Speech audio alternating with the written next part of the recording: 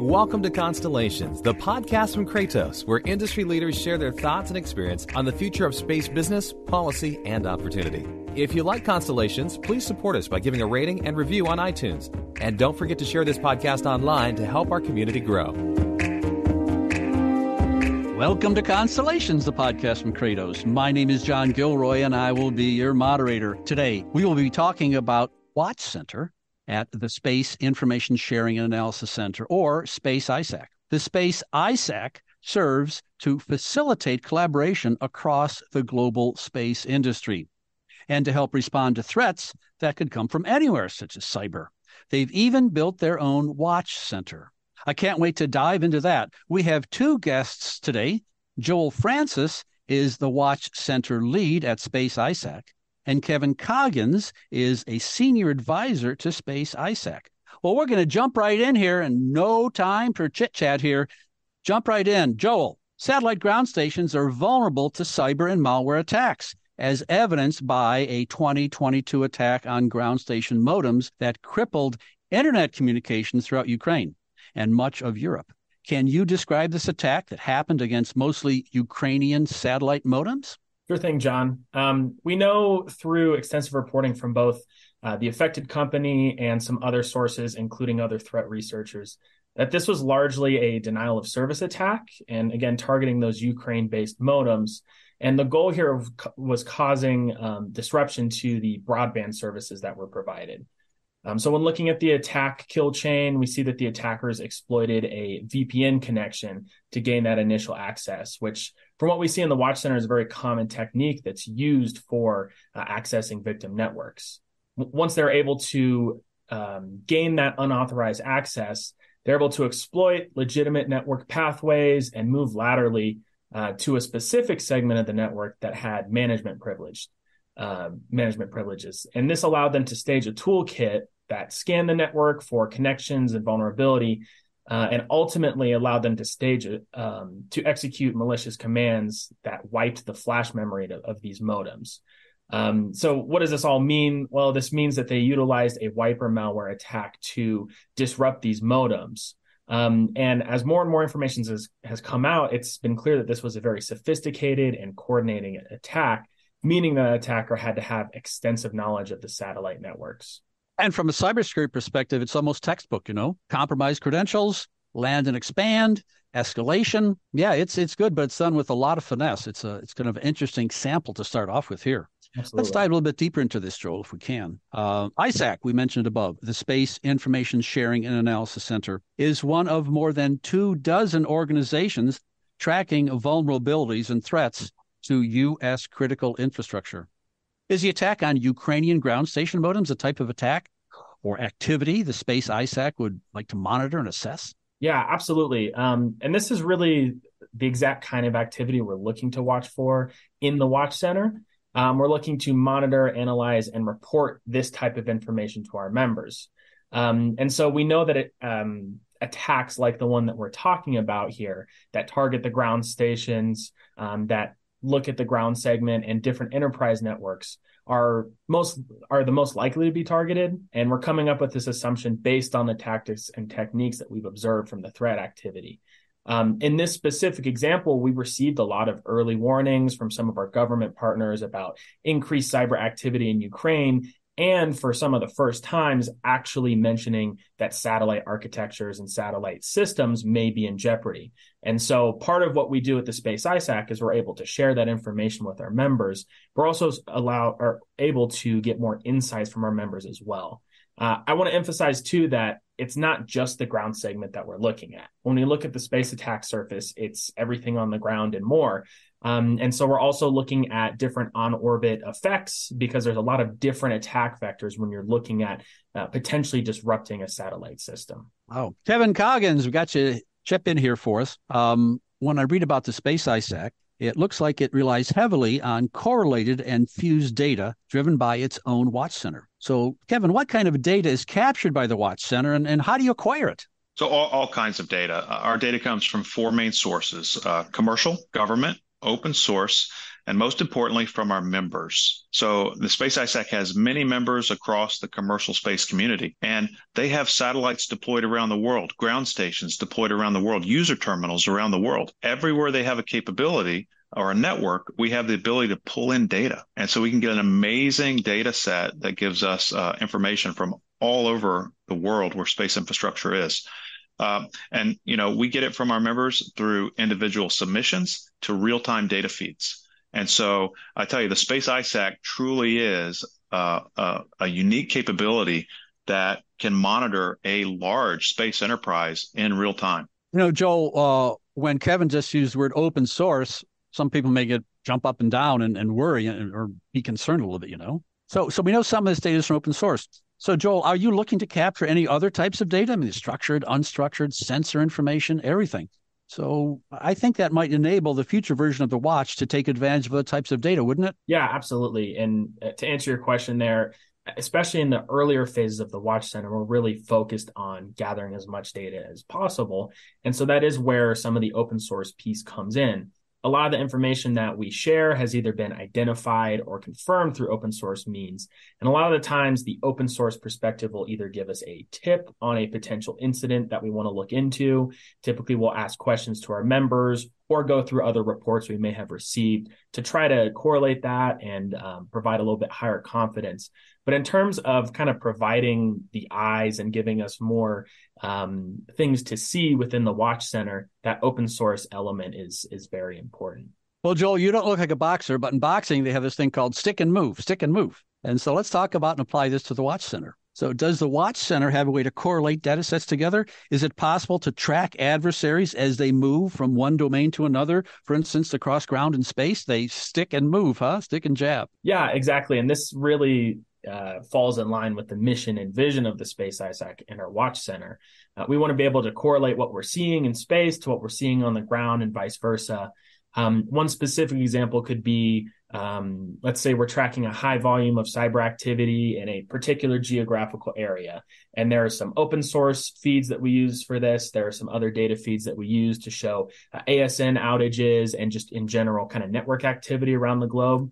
And let's say we see a particular conflict zone, and that may correlate with a particular satellite who's experiencing interference rather, and whose beam spots fall within that same area.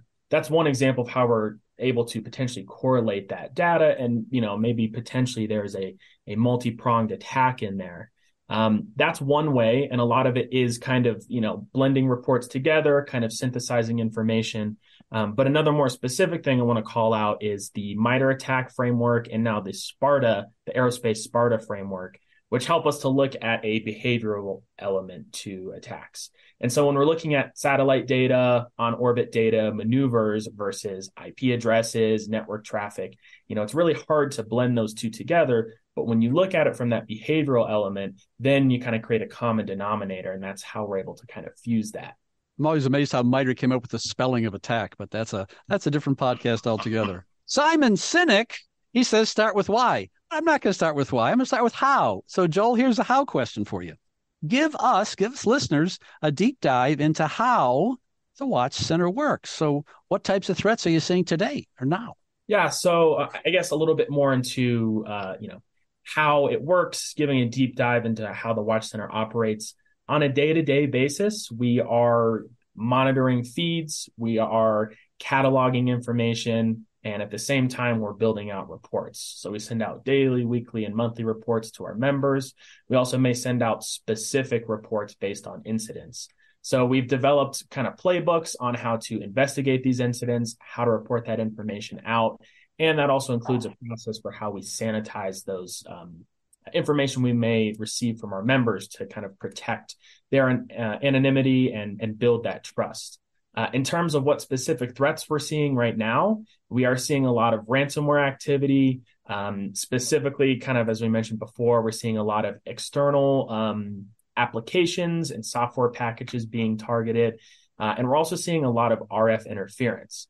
The big piece with that is correlating to if it's intentional or unintentional. And that's kind of another task that may fall within the line of our Watch Center analysts. Kevin Coggins, you are a senior advisor, so you kind of have a catbird seat. You can see things from many different angles. So what's new at the Watch Center? Are peer adversaries and other nation states becoming more active, or do you see the goals of the Watch Center changing here? I don't see the goals changing at all. And yeah, adversaries are becoming more active, and we're also integrating capabilities that allow us to see where they're already active. So, I mean, you've heard about cyber being a part of the attack surface. Joel just mentioned RF threats, but there's also orbital debris and satellites maneuvering around, and so we're paying attention to what's happening in space physically. Where are the satellites supposed to be versus where they are? And, there's all kinds of capabilities we're integrating to watch. Many satellites and users use GPS, for example, or some form of global navigation satellite system. So we're monitoring for interference and strange behaviors in that. While the attack surface for space continues to change and will continue to change, and threat actors will continue to adapt, I don't think the goal is going to change at all. The goal of the center is to monitor for all the threats and all the hazards to space systems.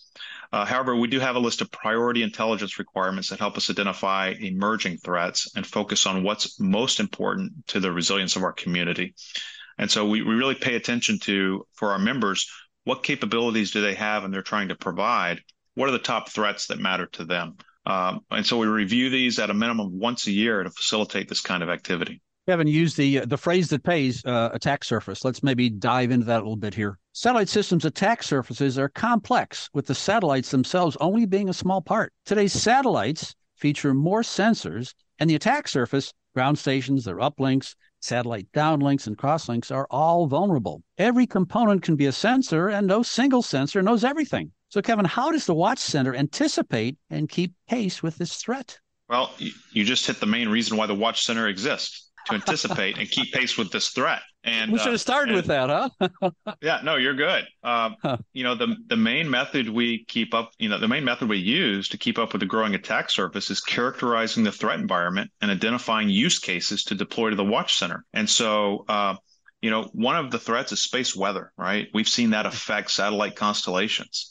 And so we have use cases to monitor space weather and look at, how they might impact some of our commercial space systems. We have use cases for detecting GNSS interference. We have use cases for watching the orbits of satellites to make sure, everyone's where they're supposed to be.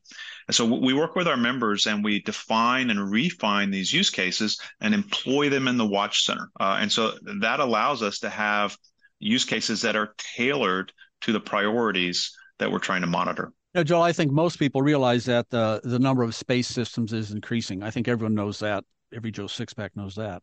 So as the number of space systems increase here, supply chain information becomes important to sustain the production of nationally important space-based missions and services. It is a serious security issue. So, Joel, can the Space ISAC help with the fidelity of this supply chain? Yeah, absolutely. Supply chain is one of the highest threats in terms of priority that we're looking at. We do have a supply chain working group that comes together to help gain visibility on the supply chain. And that's really at the core of the issue, is gaining visibility on what are the dependencies in the supply chain, what are the vulnerabilities.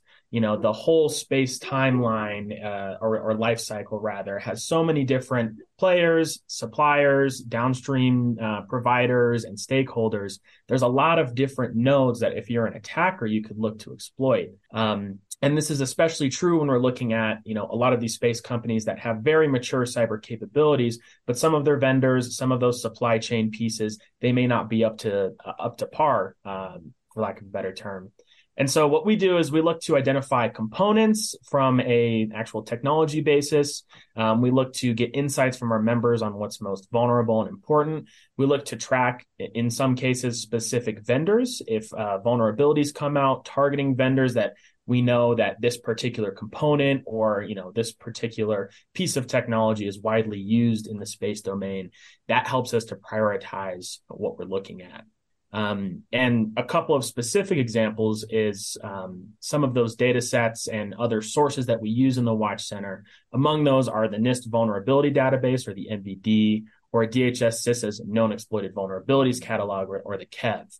And so we look to keep up to date on what vulnerabilities are announced, but there are, potentially, 100, around 100 each week that come out. And so that prioritization piece is huge. Did you know that Joel shares his cyber insights in a monthly blog featured in Constellations? Subscribe to the Constellations newsletter to stay aware of incidents, threats, and vulnerabilities impacting the space industry. Go to constellationsmag.com and click the subscribe button at the top. And I got a senior advisor type global question for you here. So how do the Space ISAC initiatives support a national or international cyber strategy? Does it collaborate with the U.S. government? And what about our international allies? Yeah, a great question. So key to a national or international cyber strategy, one is cyber awareness. And one of the things the Space ISAC has really pushed across the community is cyber awareness. And that helps greatly align, the community to the government initiatives. But we collaborate with government via information sharing and collaborative sessions. We have many collaborative groups that focus on implementing standards and best practices, including CMMC and Space Policy Directive 5. We also work with DHS CISA and their Space Systems Critical Infrastructure Working Group. And one of the advantages of being an ISAC is our ability to collaborate with international business and governments as well. A success story in collaborating with the government is about a year or so ago, working with many government agencies. They invited the Space ISAC in, CEOs of the companies that are part of the ISAC, gave them one-day security clearances, and shared with them threat information that's not publicly available so that they could go back to their businesses and their enterprise and make informed decisions. That level of collaboration is incredible and has been a great help to our members in, seeing that the government is on their side, to solve some of these problems. Joel, we're going to walk down the hall to the lab here, the vulnerability lab. Vulnerability labs are basically research and development efforts that discover critical vulnerabilities in software and hardware products. You mentioned that just recently. Tell me about Watch Center's Cyber Vulnerabilities Lab, and what's the goal? Is it important that industry participate? Yeah, absolutely. The Cyber Vulnerability Lab, or the CVL, is really the kind of counterpart to the Watch Center. It's that hands-on piece that helps to enable some of that real-time identification and also identifying of vulnerabilities. So that Cyber Vulnerability Lab is really intended to bring together government, academia, and industry to create a unique environment for hardware and software testing. The lab is actually managed by our members via our Cyber Vulnerability Lab committee, and participation in the lab is included as a benefit to the Space ISAC members. We're currently running a pilot phase through the end of 2024. The idea is that members will be able to identify vulnerabilities exploited in the wild and potentially share the findings with our community. We think this is a really great benefit, as well as it's one of the only commercial testing environments like this for the space community. Kevin, let's get down to business.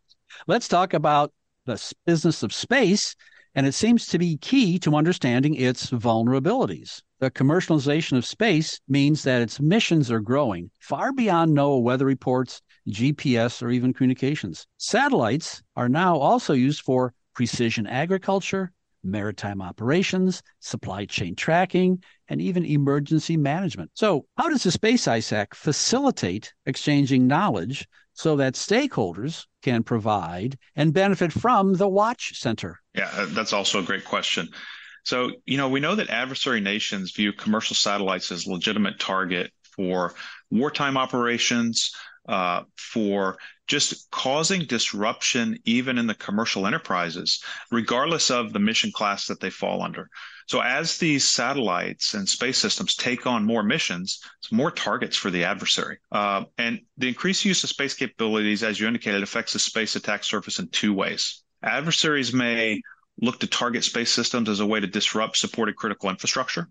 There may be potential access vectors that attackers may look to exploit when targeting a space system that allow them to get into a system of interest. Those are two of the top ways. But this idea of access and disruption is key to what the adversary is trying to do. And because these space systems are connected in some cases through channels they can easily access, in some cases just sending signals up toward the satellite, it can be very accessible for the adversary. So how does the Space ISAC facilitate exchanging knowledge so that people can provide and benefit from the Watch Center? Joel talked earlier about some of our daily and weekly activities and the information we push out to our members. But I tell you, it's through these use cases that our members inform so that their interests are represented in what we're analyzing and what we're monitoring and how we're reporting data back. And they could get the data back in real time from the Watch Center through the methods we have for them to connect to it or through standard reporting that we do. And Kevin, I wanted to add on that too. We, as an ISAC, are part of the National Council of ISACs. And so we have touch points to all of these other sector-specific organizations. And for us, that really helps us to, touch on some of the stakeholders in a lot of these, interdependent architectures. We can talk to the aviation ISAC, the comms ISAC, even the healthcare ISAC, if there's any overlap there. And we're all able to do that with some of the use of our tools. We use a member portal, and we also have an automated information sharing piece as well. Kevin Coggins, not your first day at the rodeo here. You've seen a lot of things over the years. Quite an impressive background I see on LinkedIn here. So if you put these things in perspective, what kind of cyber attack events do you see being possible that have not happened yet? So that's a great question. In cyber, you hear about a man-in-the-middle attack. And just on an IT computer network, that's pretty physically, not impossible to do. It's just data. But when you have a satellite orbiting so high, right, what's a man-in-the-middle attack look like?